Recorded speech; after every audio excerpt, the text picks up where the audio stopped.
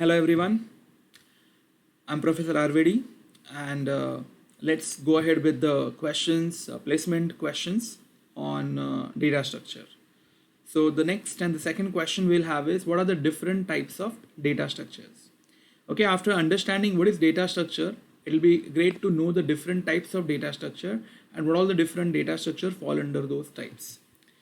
Now, to start with, whenever we start with a programming language, every programming language provides some built-in data types, which we call them as primitive data types. So that primitive data types itself act as a initial level of data structure, and that is being called as primitive data structure. So what is primitive data structure? It is nothing but the data types provided by the programming languages. Say for example, suppose I want to store salary of a person, or let's say if I want to store age of a person, I can very well create an integer variable and that can be used to store the age. Suppose I want to store the height of a person, I can create a float variable for storing the height. So initial level, the data types itself act as a primitive data structure, but as we go ahead we require data to be stored in bulk. Okay, and that's the reason we require to go for further higher level of data structures. In that case, the data structures are divided into two types. The first one is called as linear data structure. Now, as the name suggests, linear data structure will obviously have multiple elements, but all the elements will be stored at the same level. Okay, so there would not be any hierarchy between the elements. All elements are considered to be at the same level.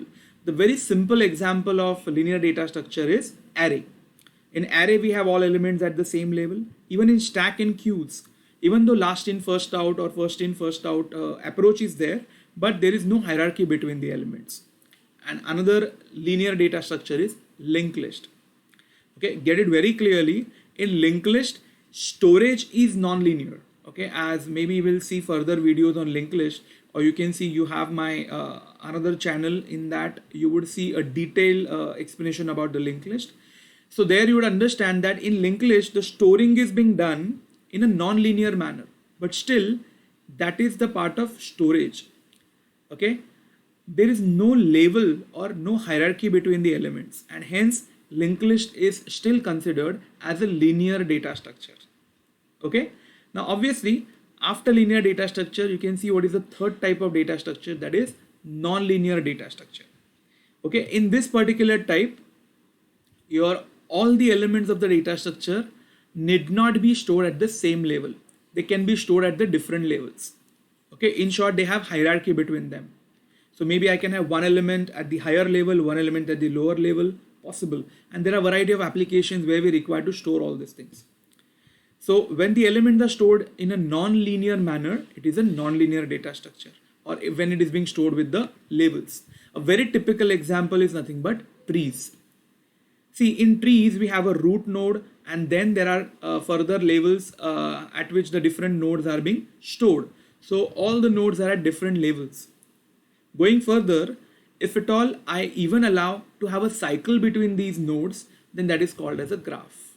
So tree and graph can be considered as non-linear data structure. Okay, so as far as the types of data structures are concerned, the first one was primitive data structure, which data types itself will do the job. And when we actually try to build our own data structures, it could be linear data structure or non-linear. Linear contains arrays, stacks, queues, and linked list, and non-linear contains graph and trees. Okay, so that's it for this video. Thank you.